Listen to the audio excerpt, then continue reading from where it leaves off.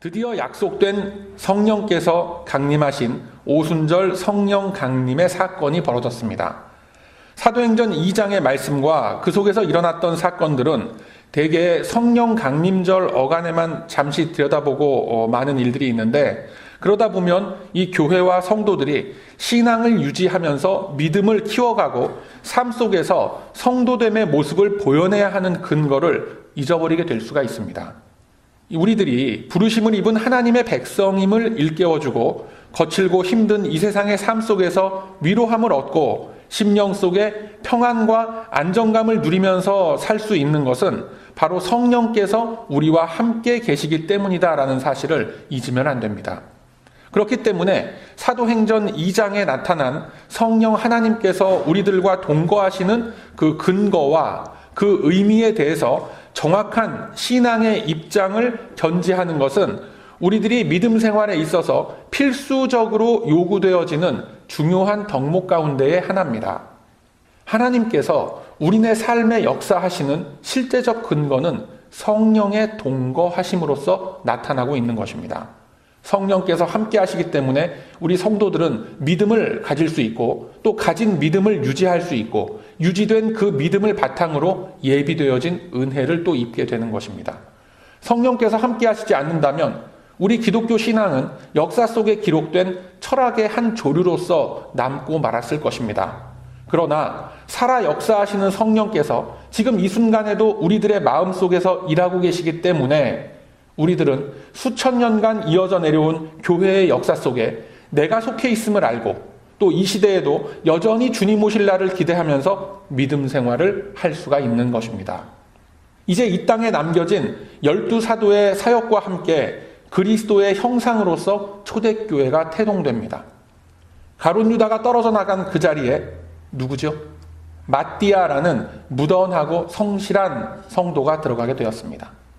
지난 시간에도 우리가 말씀을 나누었다시피 나아가서는 저와 여러분이 그 자리에 들어간 것으로 봐도 과언이 아닐 만큼의 은혜로운 부르심으로써 12사도의 모습은 완성이 되었고 이제 원팀이 되었습니다. 이제 한 자리만 더 채워지면 그리스도의 재림 때까지 완벽한 하나님의 드림팀이 만들어지는 것입니다. 자, 그 한 자리에 이제 성령께서 강림하신 것입니다. 여러분, 성령께서 강림하신 오순절이라는 절기는 맥추절, 77절이라고도 불리는 유대인의 추수감사절입니다. 많은 이들이 오순절 성령 강림을 생각하면서 아니 왜 하필이면 그 많고 많은 날 중에 오순절날 성령께서 오셨을까라는 의문을 갖습니다. 그렇지 않습니까? 1년 365일 중에 왜 하필 그 전전날도 아니고 그 다다음 날도 아니고 오순절날 오셨을까라는 생각을 하게 되는 거예요. 그리고 구약 시대에는, 그러니까 오순절 성령 강림 이전에는 성령의 사역이 없었단 말인가? 그때도 분명히 성령님은 역사하셨는데 굳이 오순절에 성령 강림을 약속하고 보내주신 이유는 뭔가? 그렇다면 구약의 성령은 가짜였고 이제 진짜가 오신다는 건가? 라는 등등의 이 숱한 질문들이 생겨나게 됩니다. 그래서 성령에 대한 이 여러 가지 의문들을 사도행전을 묵상하면서 우리가 한 번쯤은 짚고 넘어가야 앞으로 이어지는 말씀과 오순절 성령 강림의 역사적, 신학적인 의미를 좀 더 정확하게 알 수 있을 것이라 생각을 합니다. 간략하게 말하자면 구약시대에 나타났던 성령님의 역사는 신약시대에 일어났던 성령 강림과 성령의 충만함으로 인하여 발생하는 여러 가지 일들을 예표하는 의미로서 나타났었습니다. 당연히 구약시대에도 성령께서는 하나님 백성들의 심령 속에 함께 하셨습니다. 이스라엘 백성들이 여호와 하나님을 믿고 의지하는 마음을 갖도록 이 시대와 동일하게 역사를 하셨던 것입니다. 단지 제한적인 활동을 하신 것뿐입니다. 이게 무슨 말이냐면 구약시대에도 엄연히 성령께서는 역사하셨지만 그 당시에는 특별한 필요에 의해서 역사하셨던 것입니다.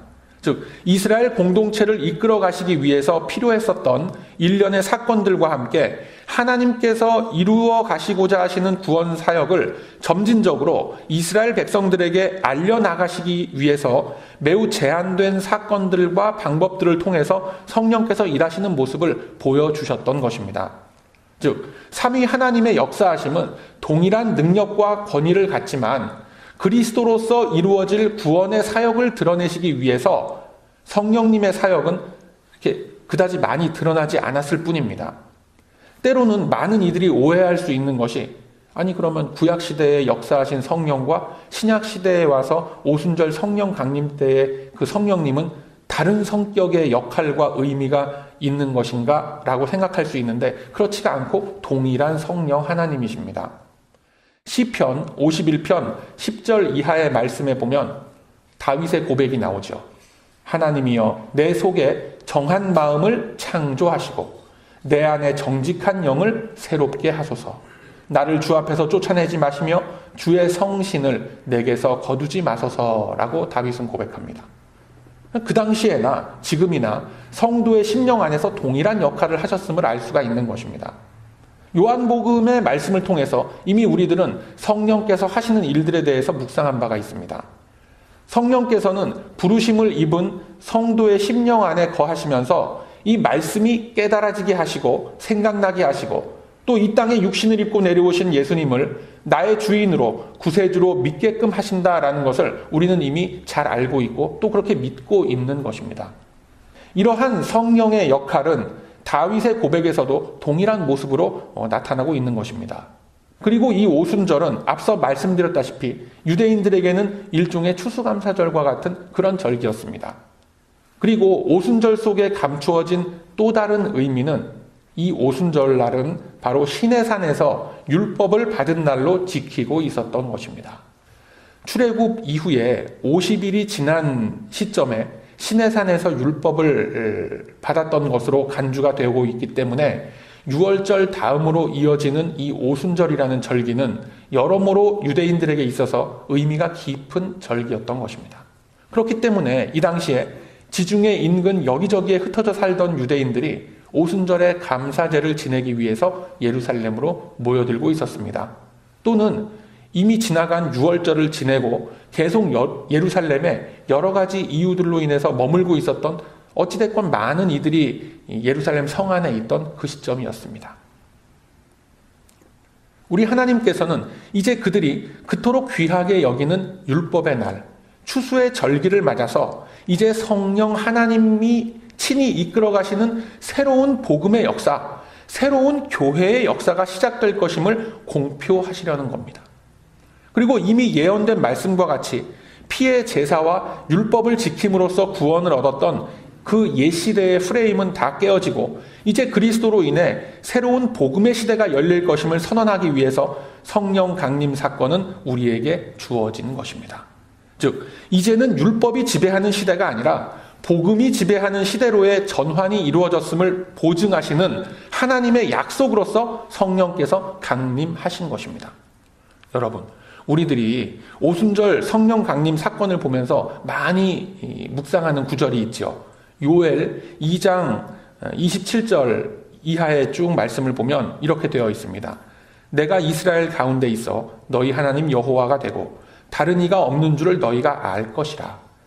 내 백성이 영영이 수치를 당치 아니하리로다.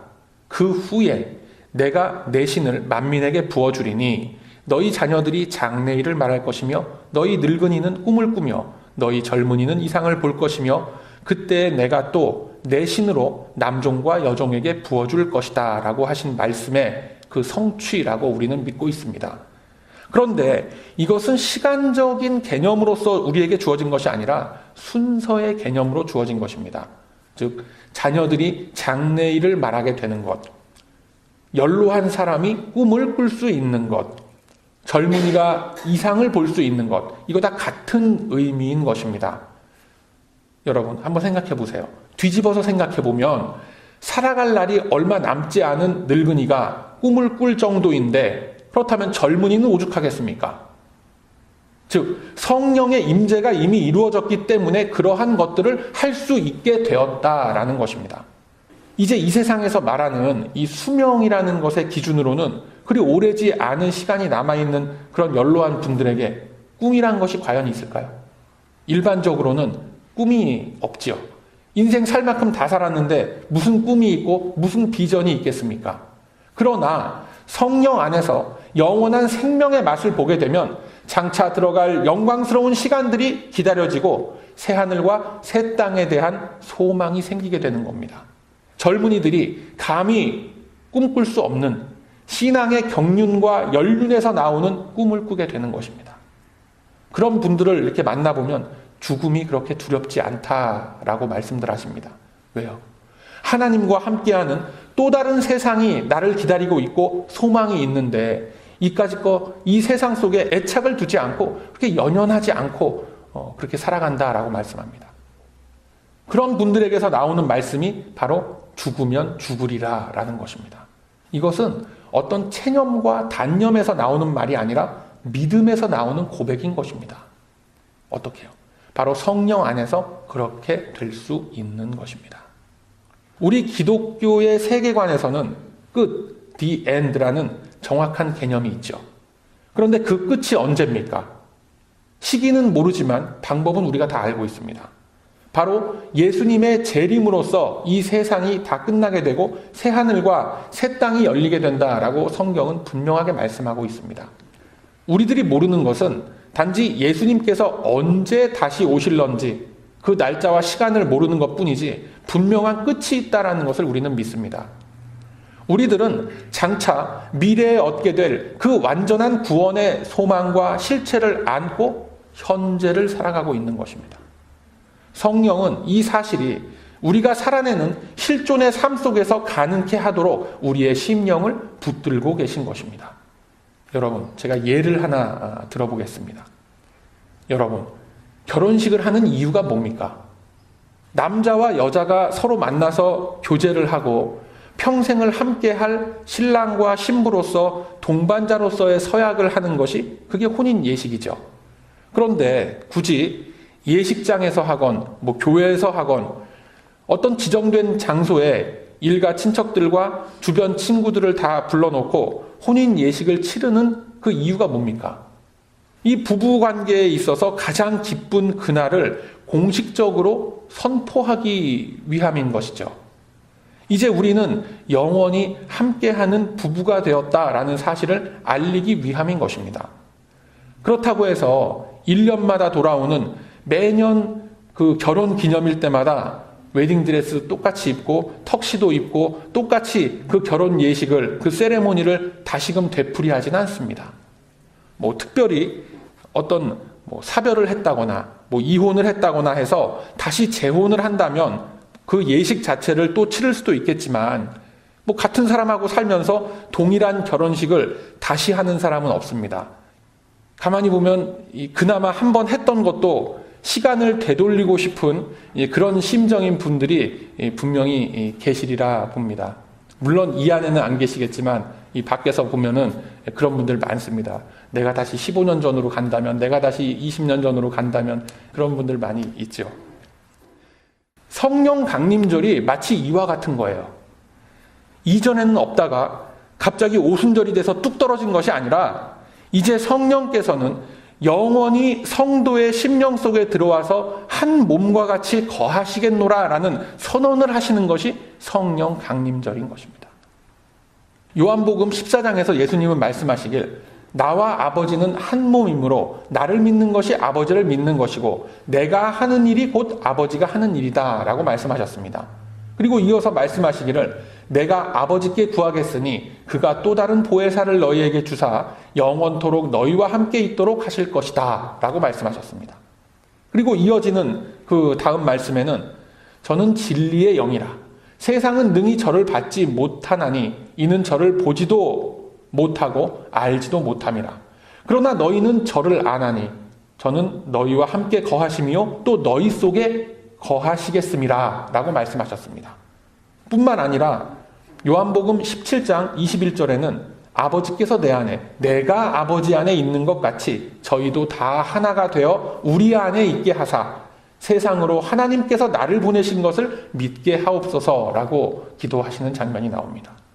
즉 성령의 강림이라는 것은 저와 여러분이 다 하나가 되어서 삼위일체 하나님이 한 몸이신 것과 같이 우리들도 하나가 돼서 성령 안에서 그리스도의 신부된 삶을 살도록, 나아가서는 성삼위 하나님과 우리가 하나 된 몸이 되도록 인도하기 위함이다라는 것. 이것이 성령 강림의 의미이자 목적이다라는 것입니다. 그래서 당시에 첫 추수절기였던 이 오순절을 택하셔서 이제 새롭게 복음의 싹이 자라나게 될 택함받은 성도들을 그리스도 안에서 추수하겠노라라는 그 의지적 표현과 약속하신 구원의 여정을 우리 안에 친히 들어와 끝날 때까지 함께 하시겠노라는 언약의 성취로서 성령님은 오순절날을 맞아서 강림하시게 된 것입니다. 이제는 우리들을 성령으로 충만케 하시고 교회 공동체로서 불러주신 겁니다. 그리스도와 하나 된 몸으로 삼아주신 겁니다. 여러분, 그래서 우리에게 주어진 이 교회 공동체가 귀한 것입니다. 성령의 부르심을 입고 함께 공동체를 이루고 있는 우리들 옆에 있는 이 한 사람 한 사람이 소중하고 귀한 거예요. 그런데 여기서 진짜 우리들이 겪는 신앙의 문제와 깊은 고민들이 나오게 되는 것이죠. 여러분, 결혼 생활, 가정 생활을 수십 년간 하다 보면 처음에 연애하고 청혼을 막 했을 때와 같은 그러한 설레임과 감동과 가슴뛰임이 우리들 안에 있습니까? 어떻게 생각하세요? 아마 우리의 결혼 생활에 있어서 가장 기뻤던 날은 결혼식 당일날이었을 것입니다. 그런데 그 결혼식 날과 같은 그 기쁨과 감동은 수십 년 이 결혼 생활, 우리의 인생을 살아가는 동안 어지간해서 똑같이 이어지지 않습니다. 결혼 예식을 치르고 부부가 한 몸, 한 가정을 이루고 나면 그것으로서 오래오래 행복하게 살았다라는 이 동화와 같은 결말이 기대가 됩니다. 그러나 실제로는 현실의 삶이라는 이 거부하지 못하고 피하지 못하는 삶이 우리 앞에 쭉 몇십 년 동안 펼쳐지게 되는 거예요. 결혼식을 치른 그날 하루 내지는 신혼여행을 간 그 며칠 동안만 우리가 살다가 끝나는 그런 인생이 아니죠. 오히려 결혼 생활의 기쁨과 결혼 생활의 희열이라는 것은 언제 느낍니까? 우리가 살아가면서 점점 이 상대에 대한 신뢰와 믿음이 깊어지는 것을 느끼면서 내가 생각하고 내가 느끼는 것을 저 사람도 함께 공유하고 공감한다라는 이 가치관의 공통 분모가 확실하게 자리 잡을 때 결혼 생활이 기쁘고 결혼 생활의 그 맛을 보게 되는 법이죠. 그렇지 않습니까, 여러분? 이 아기가 처음에 태어나도 마찬가지입니다. 처음에 아기가 이 세상에 나왔을 때를 생각해 보면 얼마나 기쁘고 감격스러운 일인지 모릅니다. 갓난아기가 이 세상에 나와서 처음으로 하는 그 행동과 모든 그 동작들이 다 신비롭고 경이롭고 이쁩니다. 저는 예전에 이 아이가 태어나서 베네똥을 처음에 싸잖아요. 그거 먹으라면 먹겠더라고요, 진짜. 그때는. 그 남들은 구린내가 난다라고 하지만 그렇더라고요. 그런데 아이가 점점 자라나면서 자기 고집 세우고 부모 말 안 듣고 반항하고 밖에 나가서 별의별 짓들 다 저지르고 다니면 어떻습니까? 그때는 이 자식이 아니라 뭐 원수 같은 이제 그런 느낌으로 막 그렇게 오죠. 이처럼 우리들이 살아내고 버텨내고 견디어내야 하는 실제의 삶이 우리네 인생길 앞에 쭉 펼쳐지듯이 신앙의 삶도 마찬가지입니다. 오늘 오순절 성령 강림 사건의 현장을 우리가 들여다보면 인간이 가질 수 있는 모든 감정과 느낌이 총동원된 사건임을 알 수가 있습니다. 바람 같은 소리라고 했고 불의 혀 같은 것이 사람들 위로 넘실넘실했다라고 했습니다. 그런데 그것이 바람은 아니고 불도 아닙니다. 마치 그와 같은 표현할 수 없는 뭔가가 그들에게 임한 것입니다. 들리기도 하고 뭔가가 막 보이기도 하는데 도대체 그 정체를 알 수가 없는 거예요. 그것뿐만이 아니라 여러 지역에서 올라온 사람들이 각자가 살았던 그 지역의 언어로 이야기함을 들었다라고 했습니다. 초현실적인 이 사건을 겪으면서 그곳에 있던 사람들과 이 사건을 목격한 사람들이 얼마나 놀랬고 얼마나 큰 충격을 받았겠습니까? 이 사건은 성령의 세례이면서 성령의 충만하신 은혜가 이제 부르심을 입은 모든 성도들에게 임하게 됨을 상징하는 사건인 것입니다. 저와 여러분들도 성령께서 우리들의 마음속에 들어오셨을 때 이미 이 자리에서 일어난 그 사건들을 함께 겪은 것으로서 우리는 다 소급되어지고 있는 것입니다. 그래서 이 사건은 성령 강림절의 이 사건은 단회적으로 일어난 사건이다라고 이야기하는 것입니다. 물론 이후에 이어지는 성령의 충만함은 언제나 항상 이어지게끔 되어 있습니다. 그러나 오순절 성령 강림 사건은 이 당시 일어난 이 사건이 전부입니다. 이 사건으로 인하여 앞으로 세워질 모든 교회와 앞으로 부르심을 입을 모든 성도들 속에 성령께서 역사하시게 되는 계기가 되었던 것입니다. 이처럼 엄청나고 어마어마한 사건이 교회 앞에 벌어졌고 이 사실을 믿는 심령들 속에 성령님은 역사하시고 역동을 일으키셔서 성령께서 행하시고자 하시는 일들을 우리네 그 삶의 시간 속에서 이루게끔 우리를 쭉 인도해 가시는 겁니다. 우리들이 성령을 체험하고 성령께서 내 안에 거하신다라는 사실이 느껴지고 그 기쁨과 감동에 젖었던 그 순간들 누구에게나 다 있을 것입니다. 그런데 누구나 다 동일한 그러한 충격과 감동을 똑같이 갖는 것은 아닙니다.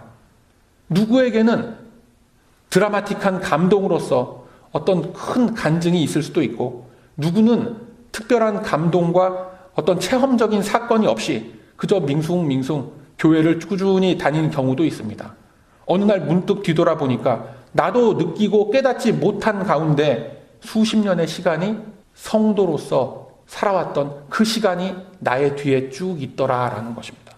이처럼 각자에게 임하시는 그 은혜는 다 다릅니다. 동일하지 않습니다. 그러나 누구든지 부르심의 은혜를 입은 자들은 이 오순절 성령 강림 사건 속에서 부르심을 입은 것입니다. 그리고 앞으로 태어날 우리의 후손들도 마찬가지로 그들에게 임하게 될 은혜 가운데에 이 사건은 이 오순절의 성령 강림 사건은 동일하게 소급이 되어지는 것입니다. 여러분, 진짜 문제는 성령의 인치심을 받고 난 후에 계속해서 이어지는 우리의 삶입니다. 앞서 예를 든 것과 같이 이 결혼 생활이라는 것이 신혼여행 며칠 갔다 온 것으로서 딱 끝나는 것이 아니면 마찬가지로 우리가 아이를 낳아서 키우면서 한 가족의 구성원으로서 함께 살아가는 그 과정이 어떤 기저귀 한번 갈아주고 백일잔치하고 돌잔치했다라고 해서 부모와 자식의 인연이 그것으로 딱 끝나는 것이 아닙니다. 부단히 이어지는 수십 년의 시간 속에서 서로를 의지하고 믿으면서 살아가듯이 성령의 인치심을 입은 성도의 삶도 이와 같은 것입니다. 처음 은혜를 입고 말씀이 깨달아지면서 우리들이 누렸던 그 기쁨과 감동이 우리가 살아가고 있는 이 신앙생활 내내 똑같이 이어지지 않습니다. 그런 사람은 아무도 없습니다, 여러분. 때로는 시험도 들고 때로는 내가 정말 구원을 받은 것이 맞는가 하는 그런 회의감도 들고 하나님의 역사하심에 대해서 의심이 들기도 하는 때가 누구에게나 다 찾아오는 것입니다. 내가 은혜를 입고 하나님 앞에 엎드리게 될 때 그냥 하늘나라로 그 순간에 나를 불러주시면 이 모든 게 깔끔하게 딱 마무리가 되고 정리가 될 텐데 왜 나를 이 험한 세상 속에 남겨두고서 이 기나긴 인생을 살게 하시는지 원망스러운 마음이 들 때 분명히 있습니다. 그런데 여러분, 바로 그 문제 때문에 성령께서는 이제 우리 안에 동거하시겠노라 라고 말씀하시는 거예요. 성령의 강림하심으로 인하여서 권능을 받고 화려하고 찬란하고 영광스러운 그 삶과 그 삐까뻔쩍한 사역 속에 부름받아서 앞장서고 하는 거, 그런 거 없습니다. 성령 강림 이후에 벌어지는 이 사도들의 삶을 한번 여러분 잘 들여다보세요. 매맞고 오해를 입고 재판정에 세워지고 굶주리고 쫓겨나고 하는 일들이 다반사로 벌어지고 있는 것입니다. 말이 안 되잖아요. 성령 강림을 받고 성령의 충만함을 받았는데 왜 그런 고생을 해야 됩니까? 차라리 성령 강림이 없었으면 그냥 평범한 일상을 잘 살아갔을 것 같은 그런 제자들과 그런 사람들이 수두룩합니다. 그런데 하나님은 이들을 성령의 충만함을 입혀서 불러내시는 거예요. 그 고통의 길 가운데로 불러내시는 거예요. 그리고 그들이 겪어내야 하는 고달픈 삶의 현장들 속에서 교회를 세워가고 그리스도가 증거되게끔 하셨던 것입니다. 레드카펫을 밟는 것과 같은 그러한 것들, 그런 거 없습니다, 여러분. 하나같이 억울하고 고달픈 삶, 십자가의 피 흘림 못지않은 고통스러운 삶을 살아갔음을 우리는 보았고 앞으로도 계속 보게 될 것입니다. 그런 이유로서 예수님은 이미 말씀하시길 누구든지 나를 따라오려거든 자기를 부인하고 자기 십자가를 지고 나를 쫓을 것이니라 라고 말씀하셨던 것입니다. 성령은 바로 우리 안에서 이것을 할 수 있도록 도우시는 것입니다. 그리고 그 고통과 시련과 고달픔 안에서 꿈을 꾸게 하시고 소망을 갖게 하시고 비전을 보게 하시는 것입니다. 어떻게요? 나의 고통스럽고 고달픈 이 하루하루의 삶을 통해서 그렇게 하시는 거예요. 그래서 우리들이 하루하루 살아가는 이 시간들이 당연히 고통스럽고 힘들고 고달픈 것입니다. 뭐가 잘못되어서 이 내 인생이 꼬여서 그런 것이 아니라 저와 여러분 다 지극히 정상적인 길을 지금 가고들 있는 겁니다. 괜히 엄원대가 가고 왜 이런 삶을 허락하셨느냐고 울부짖고 그 징징대고 그런 짓 좀 하지 마세요. 그냥 이 길이 우리에게 주어진 십자가의 길이고 하나님을 따르는 좁은 인생길로서 우리에게 주어진 거예요. 성령께서 이제 우리 안에 들어와서 영원토록 동거하시겠노라 라는 이 말씀은 바로 이 일을 위함인 줄로, 이것을 깨닫게 하시기 위함인 줄로 여러분 꼭 믿으시길 바랍니다. 이것이 성령 강림 사건을 통해서 말씀하시는 우리 하나님의 뜻입니다. 사랑하는 우리 베다니 가족 여러분, 우리들은 하나님의 은혜로 그리스도 안에서 이제 하나가 되어서 지어져 가고 있는 하나님의 작품들입니다. 우리들이 몸담고 있는 이 베다니 공동체가 바로 하나님의 작품인 거예요. 우리들 각자가 맡은 역할이 있고 이 안에서 나타내고 드러내야 하는 그리스도의 성품을 위임받은 존재들이다라는 것 다 믿으시길 바랍니다. 그리스도께서 친히 우리의 모퉁이 돌이 되어서 우리들 하나하나를 들어서 그 맞는 자리에 끼워 맞춰가면서 하나의 건물, 하나의 몸을 만들어 가시는 길 위에 저와 여러분은 함께 서 있는 존재들인 것입니다. 오늘 우리가 나눈 사도행전 2장 1절 본문 말씀 보면 다 같이 한 곳에 모였다라고 했습니다. 이것은 장소의 개념도 있지만 하나된 마음으로 하나된 목적으로 모였다라는 기능적인 개념이 강하다라는 걸 여러분 꼭 기억하시길 바랍니다. 이 자리에 모인 우리들 다 마찬가지 아닙니까? 성령의 충만함을 사모하면서 한 몸 된 공동체, 한 마음 된 공동체, 그리스도의 몸을 이루어가기 위해서 저와 여러분 이곳에 모인 것입니다. 그 안에서 주님은 우리 각자에게 예비되어진 은혜를 주시고 이렇게 모인 교회 공동체를 통해서 우리의 모습과 또 우리의 삶의 모습을 통해서 예수 그리스도를 증거해 가실 것입니다. 이 귀한 소명의 길 앞에 마음을 한 곳에 모으시기를 바랍니다. 예수님의 제자들과 120문도가 한 몸으로 한 마음으로 모여 있을 때에 성령님은 강림하셨고 그들로서 충만케 하셨습니다. 이 사실을 깊이 기억하시면서 이제는 흩어진 마음을 한 곳으로 모으고 남은 우리의 신앙 여정을 온전히 주님 앞에 드리며 나아가는 우리 모두가 다 되시길 소망합니다. 오순절에 강림하신 우리 성령님은 사도들과 초대교회의 성도들이 거침없이 그리스도를 전파하면서 복음의 새 시대를 열어갔던 그 뜨거운 역사 속에 함께 하셨습니다. 그리고 이제는 그 동일한 뜻을 품고 한 몸, 한 마음이 되어서 그리스도의 거룩한 몸을 이루어 가고자 하는 저와 여러분의 앞길에 또한 함께 하실 것입니다. 그 믿음을 갖고 성령의 충만함을 사모하며 나아가는 우리 모두가 다 되시길 소망합니다. 그러함으로 이제는 바람소리 같이 불의 혀와 같이 임하신 성령의 내재하심과 도우심으로 우리에게 주어진 그 귀한 사명의 길 앞에 믿음으로 승리하며 정진하는 저와 여러분의 복된 삶이 다 되시길 이 아침에 주님의 이름으로 축원드립니다. 아멘.